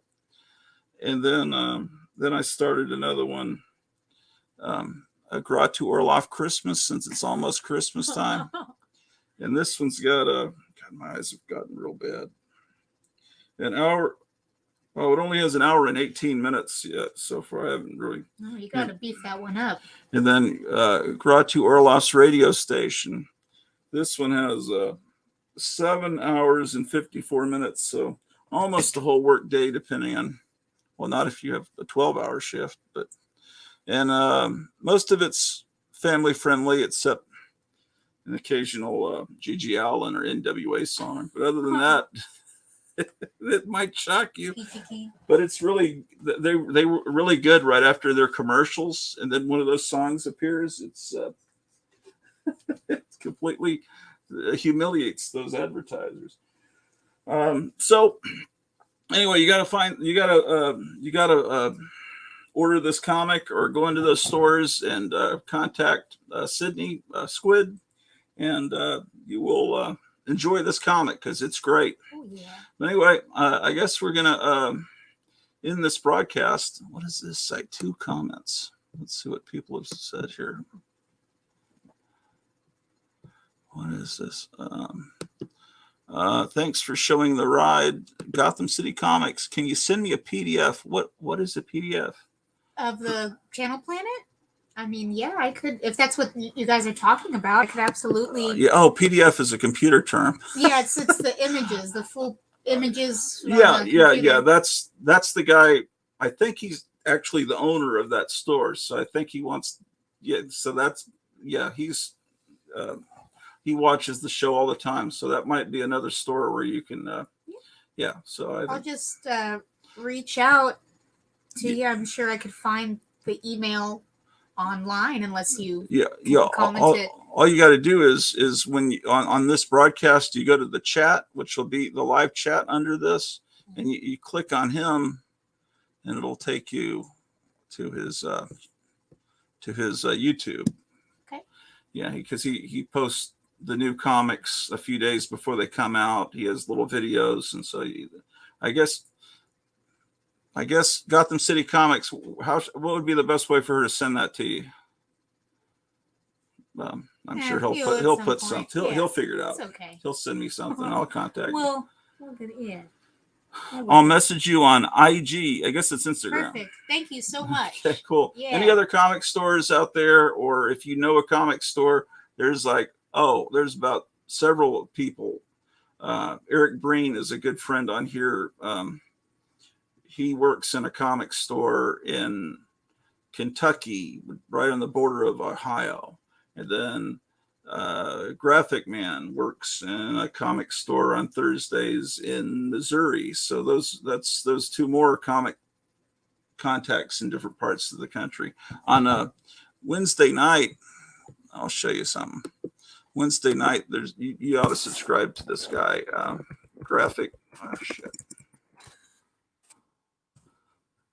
Oh shit! I'll share it again. We're almost done with the broadcast. Don't worry. I'm talking to them. Well, I was talking to them, but I was kind of talking to you too because I feel guilty. No, you're fine. Let's see. Because I don't know what it's like to be allergic to cats, but I can imagine. I'm actually it's doing pretty good. surprisingly well. I've got my emergency inhaler available. Oh no, if necessary. shit! Yeah. Okay, so Graphic Man, what he does is every Wednesday night he comes on here and he does a thing where what he calls the 4-color fossils, and it's all these guys that are in their 50s or 60s that are and they come on and like last Wednesday everyone was showing a dinosaur comic covers with dinosaurs, and so they have like a theme. He always has a theme, right? So that's Dr. Silver Age, and I usually, because I get off at 7, so I usually don't show up till about an hour and a half in. Getting the chats long. So that's there I am. To make it look like the movies, or Graphic Man. Is that just will be able to help you maybe in Missouri? But that's Graphic Man there. He's a real nice guy. And that's Charlton 66. Yeah, maybe all the 4-color fossils can go to their local comic stores because they're all over the country. And then we even have one guy in Portugal named Paulo. Oh. So maybe we can help you get this book distributed. Anyway, I guess we'll end this broadcast. Take care, everybody. Thank See you. ya. Bye. Bye.